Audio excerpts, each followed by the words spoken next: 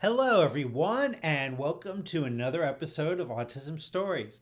I'm your host, Doug Bletcher, the founder of Autism Personal Coach. Autistic people are the true experts of the autistic experience, and Autism Stories is where we interview autistic people to learn from their stories, experiences, and get their insights. If you would like to be notified about each week's episode of Autism Stories, we suggest you subscribe on your favorite podcast listening platform. We would also appreciate it if you could give us a positive rating and review, as it will help others to learn about autism stories.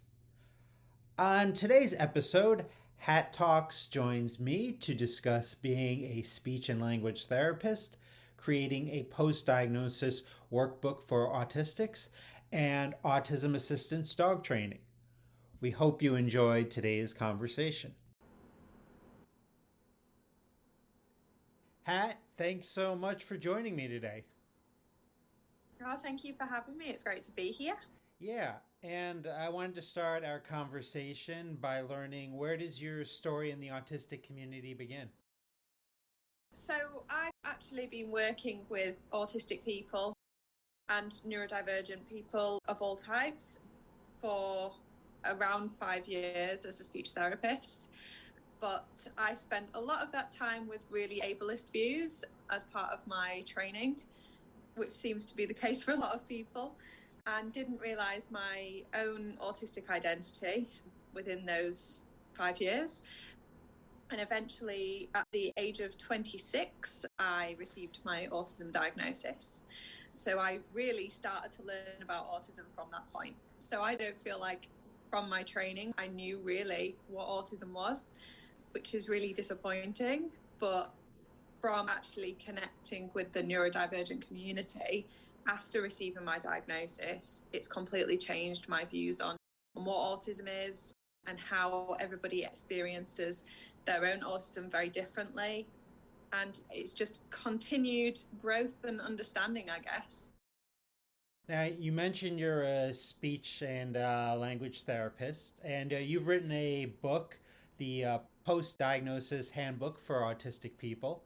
So I'm wondering if there are ways in regards to being a speech and language therapist that have particularly shaped your perspective in writing this book.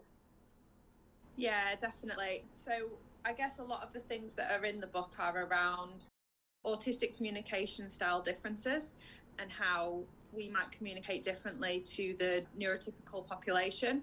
So, kind of what that looks like from a very sort of differences rather than deficits sort of view, but also acknowledging that we will have some difficulties.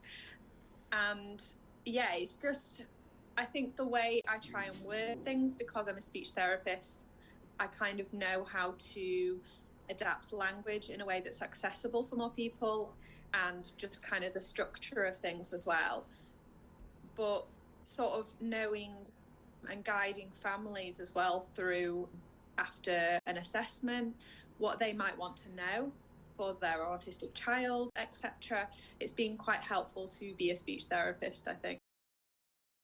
Now, the post diagnosis handbook for autistic people was written workbook style, which I think's a style that can be really helpful to a lot of different people.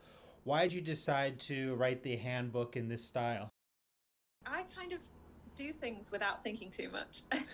So a lot of the time, just things come out of my brain and I grab onto them and do them and don't have too much thought about it. However, I kind of looked back on it and sort of thought, well, no, actually, it makes sense why I did that, because I read books as an ADHDer and I don't really read the book. I can read a whole page without processing any of the information that's there, unless there's something like an activity to do combined in with the words that I'm reading. For my ADHD brain, I feel like that really, really helps. But also, I think a lot of the time, if we just read things, we don't really reflect on what that means to us. So, by helping people to connect what I'm saying and my experience with their own lived experience, I feel like it helps for processing things a lot better, if that makes sense. Absolutely. So, I know you're semi-speaking, you're a part-time AAC user.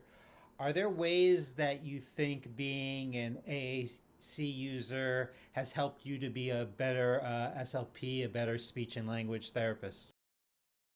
Oh, yeah, absolutely. Yeah, it's massively transformed the way that I understand and think about AAC. So previously, I would sort of recommend AAC to people and be like, give it a try, it's great. And I was always of that mindset that speech is not the best option for everyone and it's not the gold standard of communication. And I've always believed that, but I've also had a lot of internalized ableism. I felt very much like I was contradicting what my beliefs were a lot of the time when I was encouraging people to go and use AAC because I didn't realize how hard it was. And I'd, from being a child, was forced into speech, which I think a lot of parents do and a lot of educators do, because if you see a child communicating verbally most of the time, you think, well, they must be able to speak, so let's make them speak. So I kind of was educated to speak when I shouldn't really have been speaking. And so I didn't really use it growing up that much. And so I didn't understand the barriers until I started using it as an adulthood and was like, whoa, okay, this is a lot more than I thought it was. And there's so many more barriers. And we really need to educate communication partners that are communicating with the AAC user to actually understand how to better support them in that environment and in that conversation, etc. So yeah, now when I work with a lot of semi-speaking autistic young people, I demonstrate, I'm very open with my own diagnosis and I share the fact that I'm semi-speaking, and it has worked absolute wonders with the young people because they're like, oh, somebody else is like me, this, I can do this is fine, it's not a problem. It's breaking down barriers and it's making it more accessible and okay for people to feel that they can use it. Like in terms of breaking down barriers, I think it's really important what you said about the communication partners. Like a lot of times it's focused on the AAC user. Like what are some things that communication partners can do better to support the AAC user that they're communicating with? I think it's about a huge part is making sure that you give the person time to respond. A lot of the time in conversations, it's so fast paced that you really need to just let them take a minute to process what they actually want to say, put it into the device or whatever they're using, and formulate a response, because it's not going to be as quick as a conversation that you're used to. But I also think it's around being respectful as well. I think a lot of people, when I've used AAC in the community, a lot of people just look at me like, why are you using that? It's almost, it's that going back to that narrative of you don't look disabled, which I'm saying in air quotes, because it's really, really harmful, and it makes a lot of AAC users like myself go, oh, actually, I don't want to use it because I don't want to get those looks, I don't want to get those responses. So I think it's about the communication partner just accepting whatever communication comes their way and responding to it in a positive way.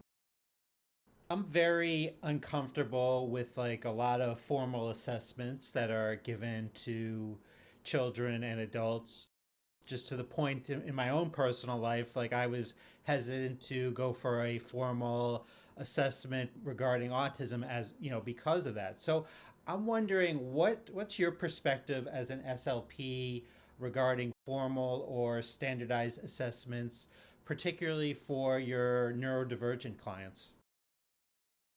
Firstly, I'm sorry that you've had an experience that makes you feel that way, and I completely understand it. I myself feel very uncomfortable with standardized assessments. I make a point of not doing them.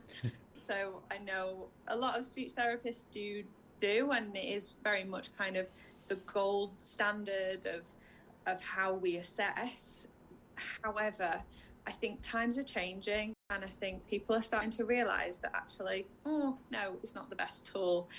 Sometimes I will use aspects of a formal assessment, aspects, not the whole thing, because they are very dry and boring, and sort of use them in a different way. So I don't compare to standardized norms, and I take away from it information about functional communication rather than what we're just seeing in an exam, because that's what it is. It's like taking an exam.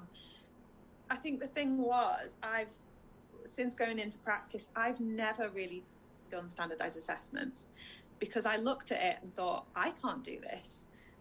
And whether I had awareness of it or not, it just didn't feel right to me. So, yeah, I very much kind of understand that we are standardizing assessments based on a certain group of people. And if we are comparing let's say, an autistic person's communication profile, we're comparing it to a neurotypical. And it's just two completely different neurotypes. You can't compare. I made a post about this the other day, and because one of my special interests is dogs, I compared it to that and said, if you go to the vets, you would never compare my cockapoo's development and growth based on a Labrador, because they're two different breeds. So you wouldn't call the cockapoo a disordered Labrador because they're not the same thing. So why are we then comparing autistic people to allistic people and saying the autistic person is disordered? So yeah, it's definitely something that I'm working through and trying to make a change with. But yeah, it's, for a lot of people, I think it's something that is still widely used. And how can our listeners learn about you beyond this interview? I'm very busy. I have a website which is hattalks.uk, and that has quite a lot of resources and things like that. I've made a resource page on there that's all kind of social media accounts to follow, books to download, things like that from external sources. But mainly I'm on Instagram. So I do a lot of work on Instagram. It's like daily posts. Yeah, you can tell it's a special interest. So that's, yeah, at hat.talks.uk. And those are kind of my main places to have a look at. And you were talking about your dog just a couple minutes ago, and I follow you on Instagram, and I see your cute dog on there fairly regularly. I know your dog, from what I understand, is going through autism assistance dog training. I'm wondering, like, what's been the impact on both of your lives with this training? Yeah, it's amazing. So we're actually, he was initially pet dog, and then we've gone to a company for them to support me to train him.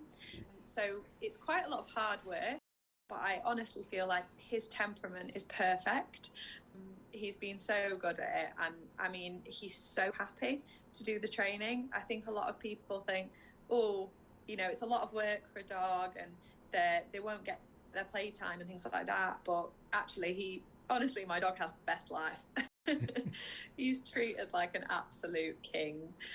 But yeah, he's so happy. And I think I posted a video the other day of us training in the supermarket, and someone commented and said, all the wagging and the smiling that he does is while he's training. And it does feel like that. I think like our bond has massively improved. Well, not that it was bad, but our bond has been like so much better, and he's just amazing. And the first food shop that we did, I mean, I get really overwhelmed in supermarkets. Don't know about other people, but yeah, I hate it. And basically, the first time that we went and he did his training with me was the first time I've come away from a shop and not been overloaded. And I just sat in the car and I just cried my eyes out because I was just so happy. And I think that's the thing, where so much is changing because he's able to support me. Grocery stores are super overwhelming. I'm sure a lot of people listening will agree with that. You're far from the only one. Was it just like the emotional support in the grocery store, or what were the things that like he was able to give to you that made it not as overwhelming? So I guess it's hard to tell because at the minute he's in very early stages of training. So he's not trained specifically to be able to perform many tasks right now. So it is a lot to do with emotional support at the moment. But at times he was providing some sensory feedback. So proprioceptive feedback. He was putting his paws on me and just sitting on me and things like that when we were waiting in the queue. And it's just very much kind of a bit of a reference point. So whenever I'm in a supermarket, I look down and he's looking at me.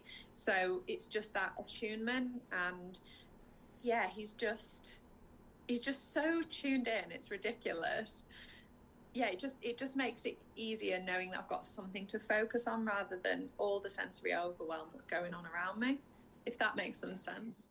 It absolutely makes a lot of sense. I always love hearing in overwhelming environments like grocery stores or restaurants or all different types of places, things that help people. So it's wonderful to hear. And it was wonderful to talk with you today, Hat. Thanks so much for taking a little bit of time to talk with me. Yeah, thank you so much. It's been really nice to speak to you.